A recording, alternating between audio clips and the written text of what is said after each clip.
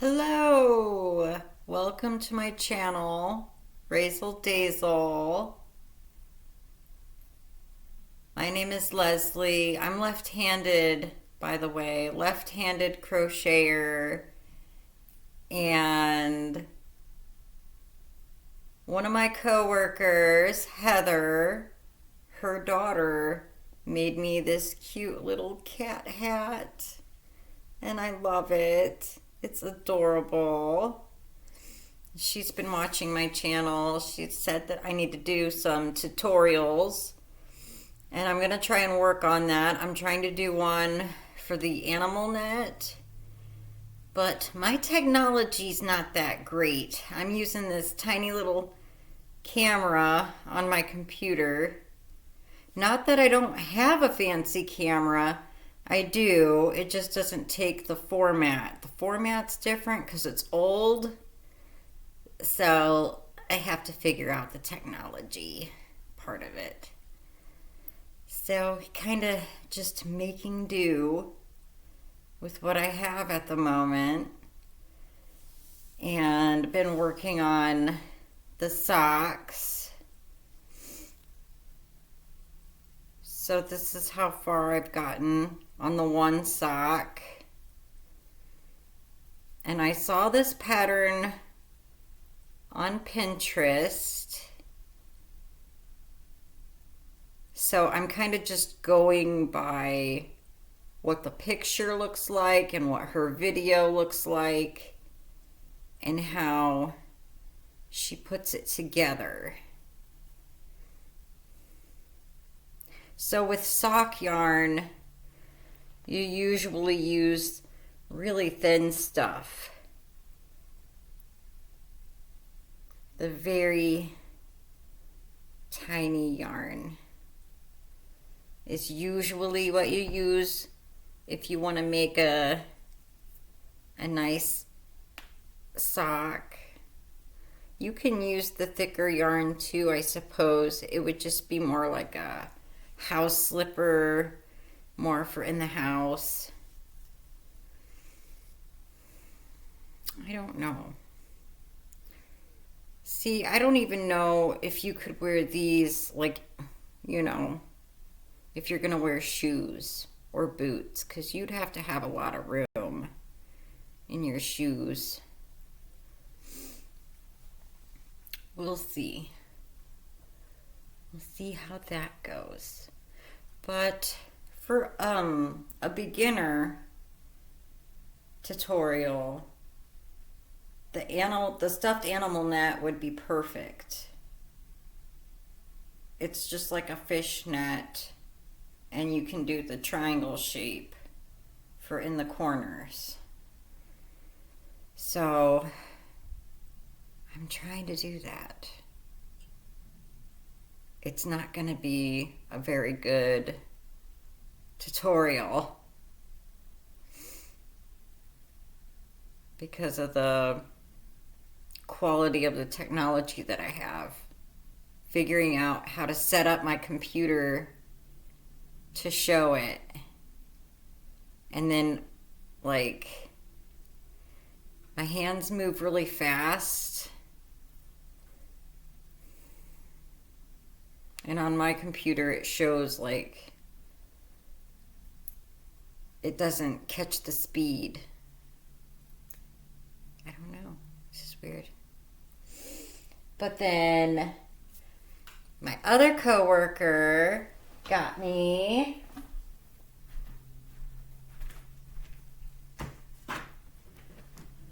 a tote of yarn.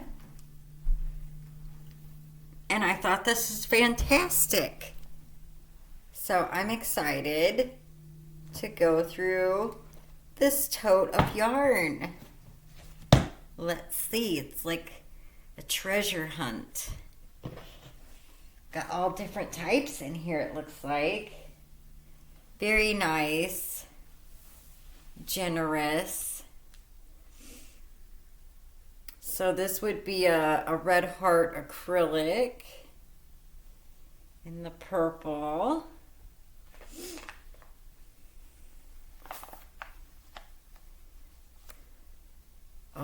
Wow, this one's super old.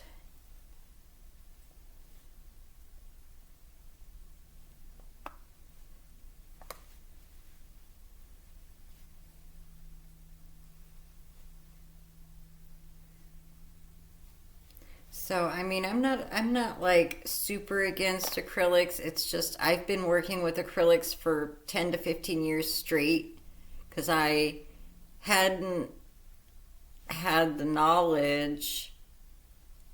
I didn't know how big crochet was, you know. I've just kind of been doing my own thing. I can't even follow a pattern because most of the patterns are right-handed. So it's like reading a book backwards.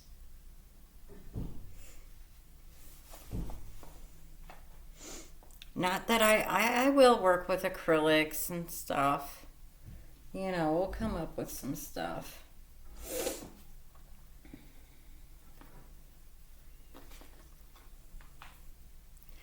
Oh, that's pretty. So this one is like pink camouflage.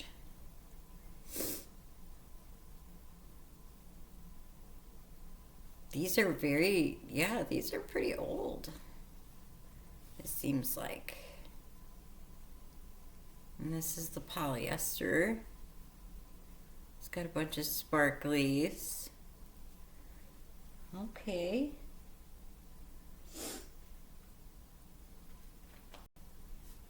So these here, this is good sock yarn.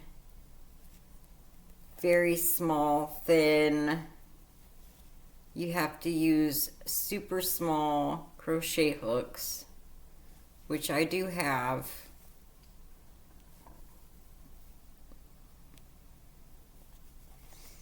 So this would make good sock yarn. Let's see, I got quite a few of those. Looks like I'll be making lots of purple socks. Oh, that's different.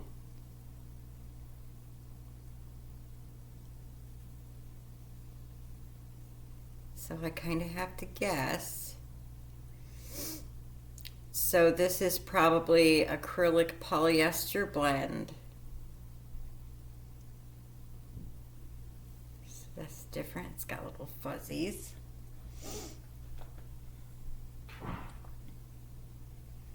Same here. It's like a polyester acrylic blend. And that's a pretty color.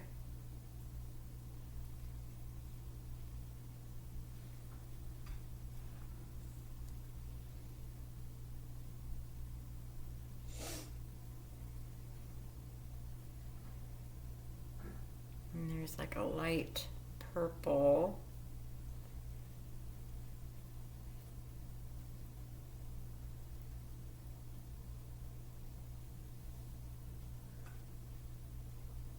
There's a lot of purple. She must have really liked purple.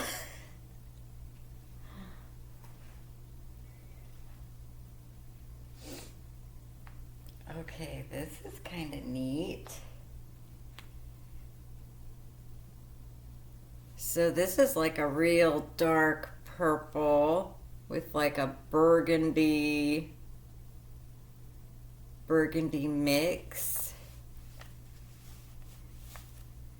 And this is Bernat.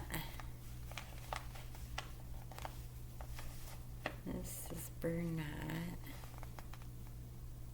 Plum Mist.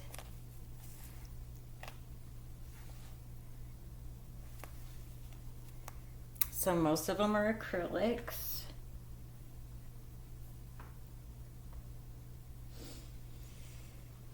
Oh, there's pink fuzzies. Pink fuzzy yarn.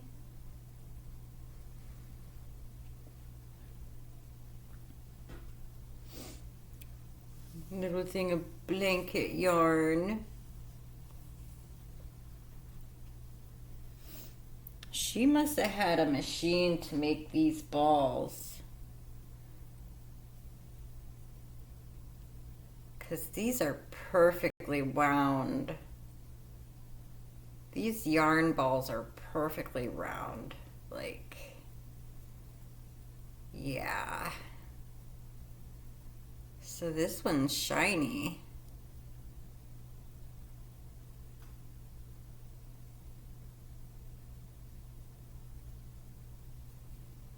Huh, kind of like a unicorn dreamsicle. Lots of pinks. Pink colors. So from what I understand, Chris told me that his wife went to college for fashion design, and she does weddings and makes beautiful dresses. So maybe I gotta go through my fabric, do a little switcheroo, do a trade. Because I do have fabrics. I also used to do sewing for a long time. But been taking up the crochet. I don't do a whole lot of sewing anymore. Very rare, unless it's like, oh, I gotta make curtains.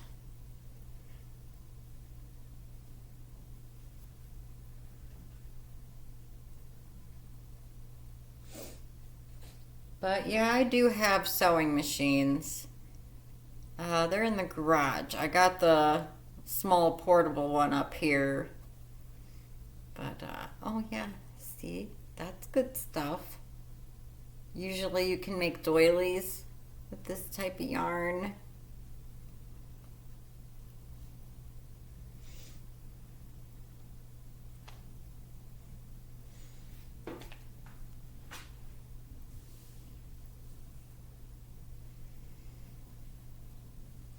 There's like a multicolor.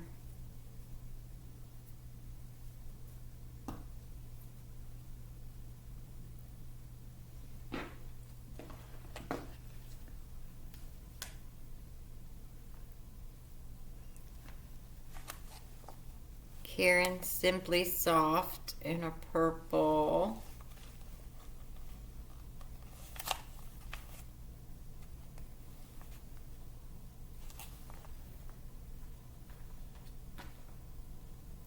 Yeah, I'm definitely not gonna run out. That's for sure. I'm gonna have all kinds of colors.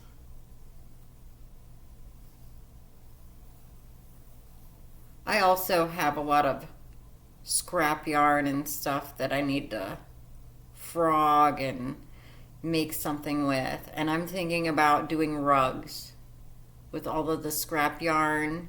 It's just, how do I want to do my rugs? Do I want to just do a multicolored and not worry about colors and let it do its own thing, or do I want to separate the colors out and do different colored rugs, you know, or how big I want to make the rugs, if I want to make them circles or rectangular shaped. But yeah, these are cute.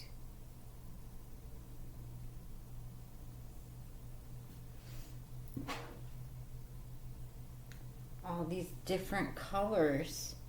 Here's like a dark navy blue.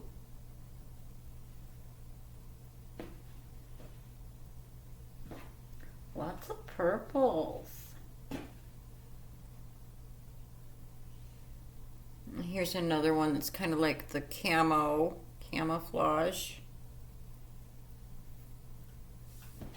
Yeah.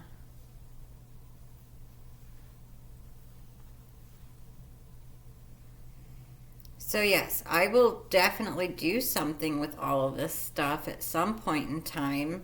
You know, we'll see how long it takes me to get through all of this. Because, you know, you have different projects to do different things. Like, I started collecting the blanket yarn like crazy. Because a lot of people were doing the amigurumi and the blanket yarn, and then you got the velvet yarn, also with the amigurumi and other things. And then you got acrylic yarn, and I'm into the more natural, working with wool, working with alpaca. So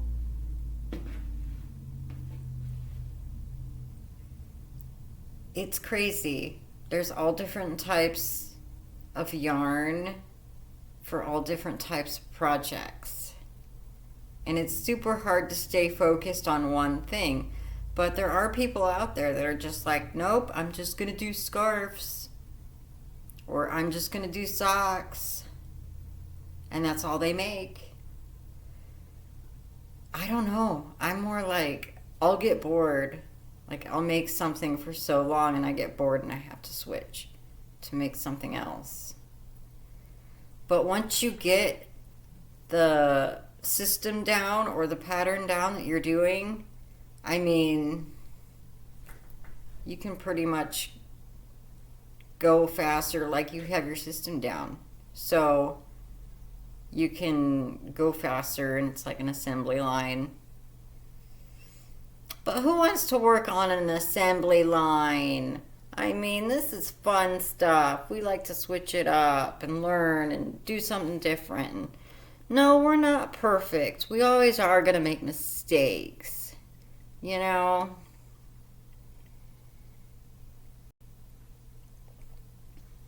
But that was very nice. Thank you, Chris's wife, for all of the lovely yarns. And I'm going to go through my fabric. Do a little trade. Let's see. So, it takes a lot of time to crochet. Sometimes people have to learn how to do it, and then they understand the process.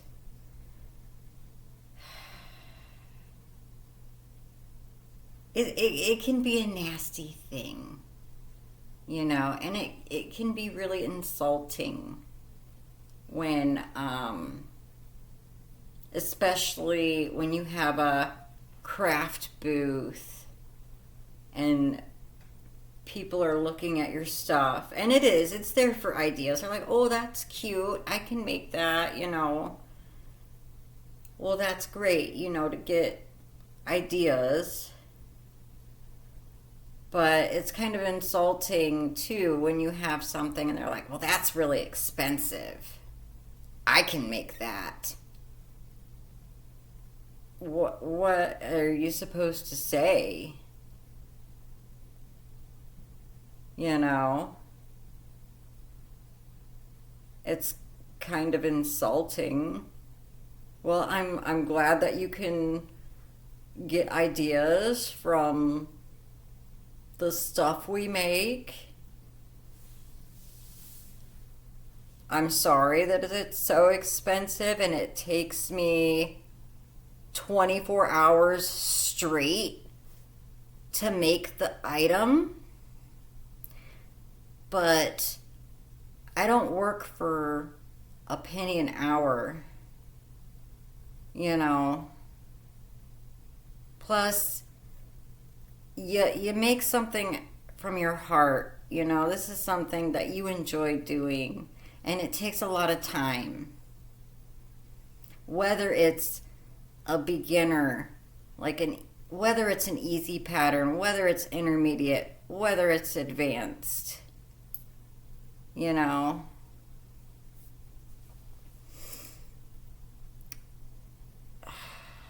It just takes a lot of time. And you're like, yeah, feel free to make something like that.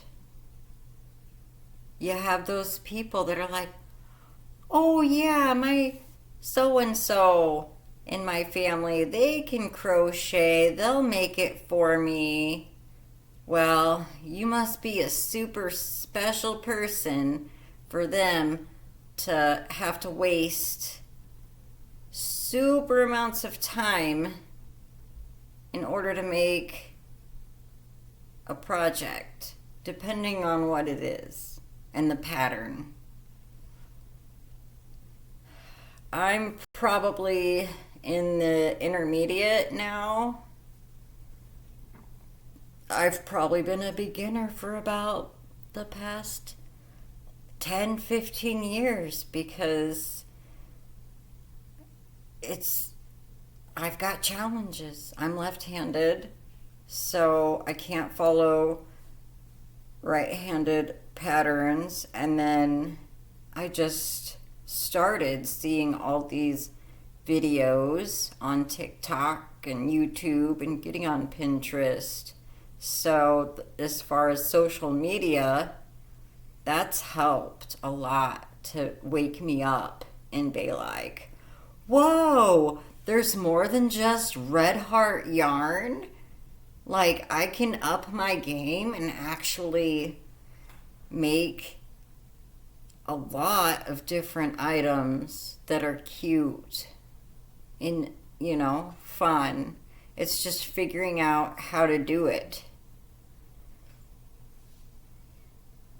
So yeah, it's challenging.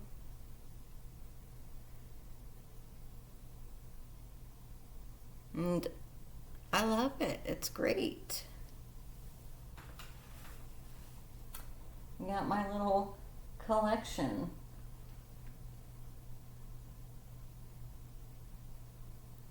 I mean, I really don't have anything to show that was really complicated or anything. There was one blanket that I did that had a leaf pattern, and it was leaves all the way through the blanket. That was challenging. You have to do a lot of counting with that, and you can't be off, because if you skip a stitch and you mess up and you don't realize it, you're gonna have to tear it all out and start over again. So you could be like 5 hours into a blanket and then realize, oh, look, that just didn't match up right. You have to pull it all out and start over again. Or you can say, you know what? I don't think it's that big of a deal, and if it's not that big of a deal, this is a homemade thing, and just keep going. It just depends on how the way you think it looks and how you want it to look. Like, I messed up on her animal net. There's a stitch in here that I skipped. I skipped one of the stitches. You think I'm going to be able to figure out which stitch that I skipped on this thing? I mean, I could probably sit here for hours to find it, but I know it's in there, and I just kept going,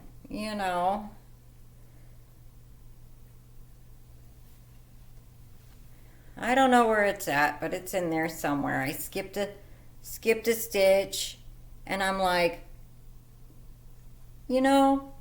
whatever, and I just kept going because it's an animal net. I mean, you'd really have to stare at this thing and figure out where I skipped that stitch.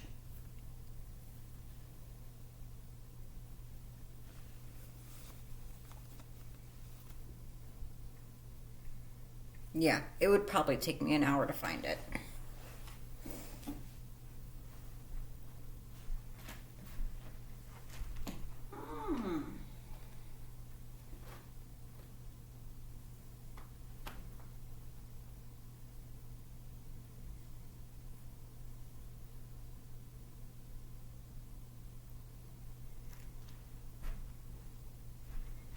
But as far as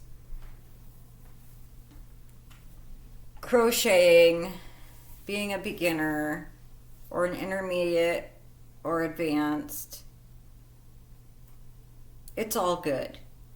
All of it's good. As long as you're doing it and you're having fun doing it.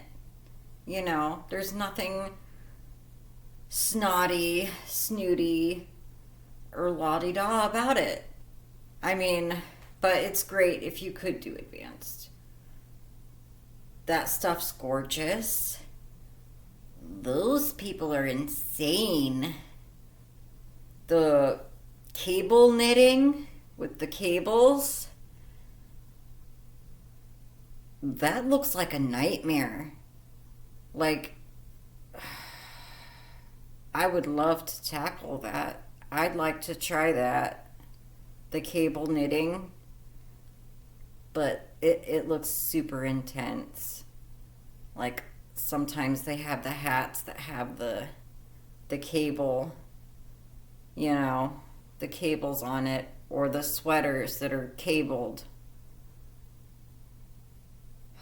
That looks, it kind of looks like a nightmare. It's scary. That's a big challenge. That's a lot of counting, and that's a lot of movement to make those types of patterns.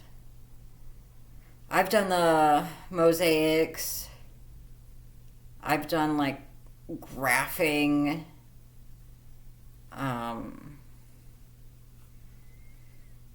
It's complicated with color changing your colors to make a pattern.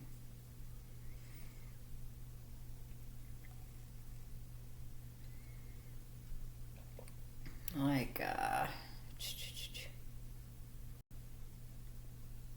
oh, I got some stuff in here.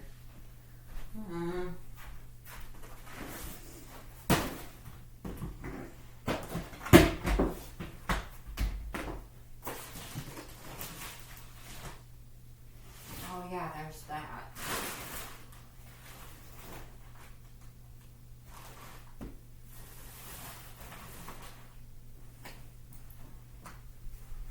Okay. Like this. Yes. Yes, so that's kind of like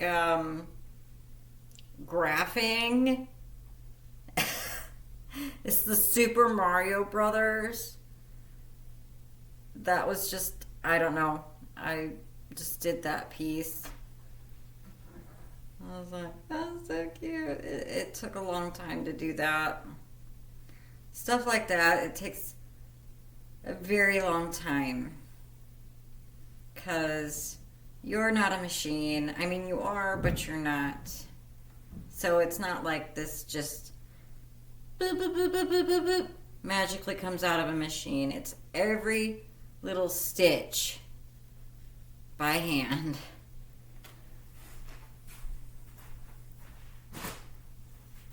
Or I did this. I don't know if you guys can see this. That's a bat, and it's a curtain, and I thought that was so hilarious for Halloween. So I thought, well, this would be cute. It's just a little curtain topper that you can slide into your top of your curtain rod. But I saw that, and I was like, I'm gonna do that.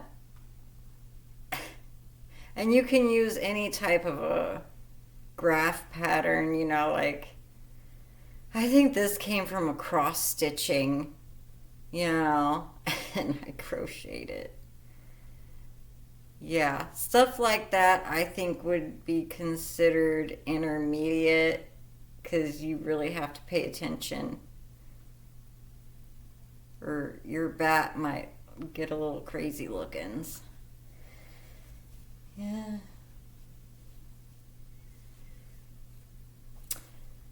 Oh, well. I better let you guys go. I'm tired. And I hope you guys have a good night. And you get some good sleep. So, until then, goodbye.